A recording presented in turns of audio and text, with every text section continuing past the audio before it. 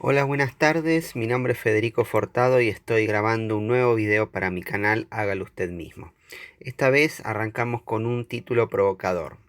Este tema de la imputabilidad es uno de esos temas que se discuten en nuestro país desde el principio de los tiempos y parece que como vamos podemos estar discutiéndolo dentro de 200 años sin llegar a ponernos de acuerdo. Además, parecería que disfrutáramos de no lograr acuerdos. Voy a tratar de encarar este tema desde un punto de vista práctico, como hice con el tema del aborto. Para poder argumentar me voy a basar en una discusión que tuvo recientemente José Luis Espert con el periodista Pablo Dugan. Esta discusión es un muestrario bastante interesante de ambas posiciones con respecto al tema de la baja de la edad de imputabilidad. Esa entrevista la resumo en pocas frases de la siguiente manera. Dugan pregunta, ¿es lo mismo un delito que lo cometa un chico de 15 años o un adulto de 25 años? Esper responde, delito de adulto, pena de adulto. Dugan pregunta, ¿de verdad crees que es lo mismo un chico de 15 años que comete un delito que uno de 25?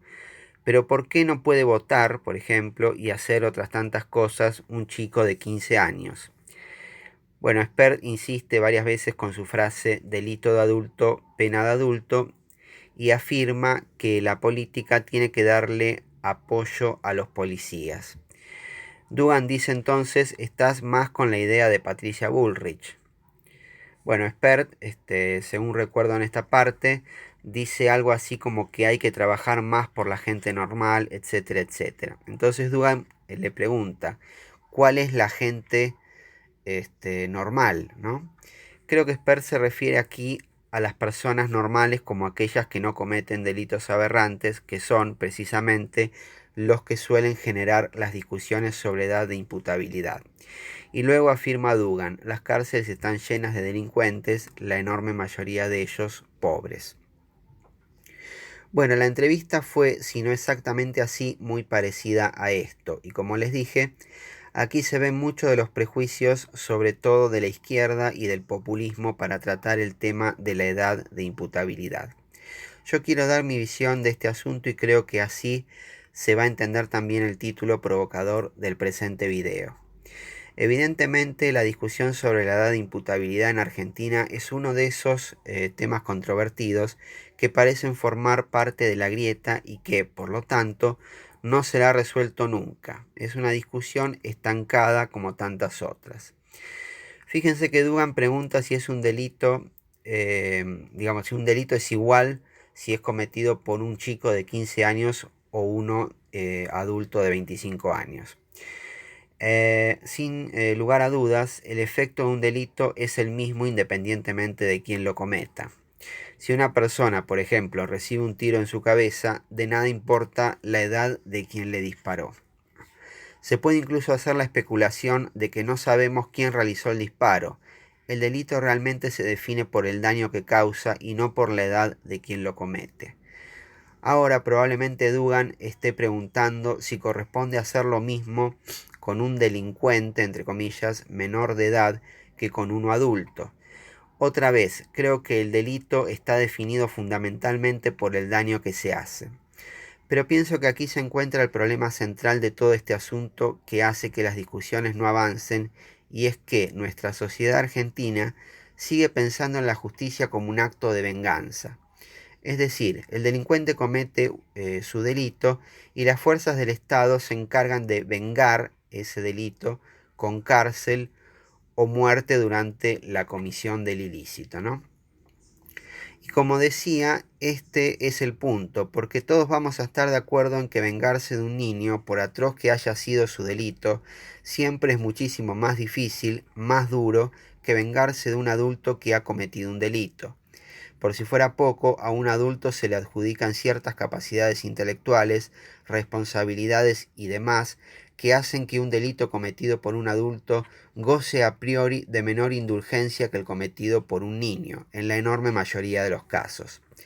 Ahora bien, si dejamos de pensar en la justicia como una maquinaria que tiene por misión vengar los delitos cometidos por ciertos individuos y empezamos a pensarla simplemente como una maquinaria que tiene por objeto más bien apartar de la sociedad a las personas que sean perjudiciales, la cosa cambia, porque ya no importa en absoluto las características de quien cometa un delito, si es chico, si es adulto, si tuvo oportunidades en la vida o no, y un larguísimo etcétera.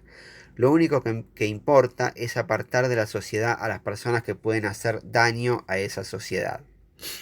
Lamentablemente solo podemos conocer a estas personas luego de que han cometido un delito, pero las consecuencias judiciales que tengan para esas personas los delitos cometidos no son un acto de venganza, sino la forma que ha encontrado la sociedad de protegerse de estas conductas dañinas. Es más, al no tratarse de un acto de venganza, ni mucho menos, hasta podríamos hacer la siguiente especulación. Si fuéramos capaces de tener la absoluta certeza de que una persona que cometió un delito no volverá a cometerlo nunca jamás, ¿qué sentido tendría, por ejemplo, mantenerlo en prisión, por muy aberrante que haya sido su accionar? En fin, son especulaciones. Creo que el tema de la edad de imputabilidad debe encararse con esta lógica, simplemente la de aislar a personas dañinas sin importar para nada su edad y luego apostar a la recuperación de esas personas, con la idea de reincorporarlos a la sociedad. Por otra parte, quería tocar un tema relacionado con este. Vieron que los progresistas hacen siempre beneficencia con la plata de los otros, nunca con la propia, ¿no? También hacen sus discursos supuestamente morales y altruistas a costa del resto de la sociedad. Tomemos el discurso de Dugan. Pensemos que en una hipotética sociedad con 101 personas, una de ellas es delincuente. Entonces se reúnen las otras 100 personas para decidir qué hacer con este delincuente, qué acciones se van a llevar a cabo. Las opciones son dejarlo en libertad o meterlo preso. Ahora bien, si queda preso, la sociedad se libera de las acciones perjudiciales del delincuente, mientras que, si queda libre, éste continuará generando daños, por supuesto. Pero esos daños o perjuicios, en definitiva, serán padecidos por una o dos personas, no por las 100. En fin, lo que quería decir es que es fácil también hacer moral con los recursos de los demás. Estos progres, que buscan quedar siempre como los buenos de la película, saben que, en definitiva, existe una probabilidad muy baja de que ellos mismos padezcan las consecuencias de su supuesto buenismo.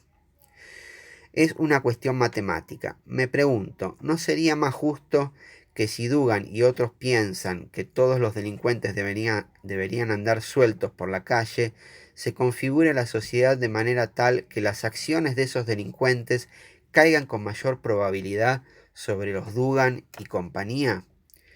No pretendo que esta pregunta sea una provocación simplemente, formulo la pregunta con total seriedad.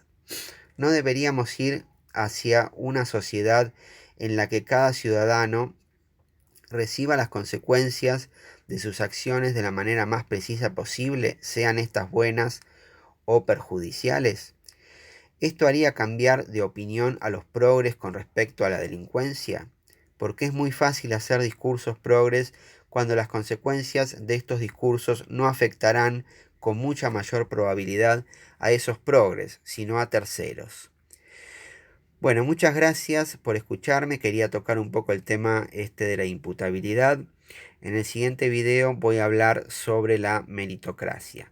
Gracias de nuevo y un abrazo para todos. Chao.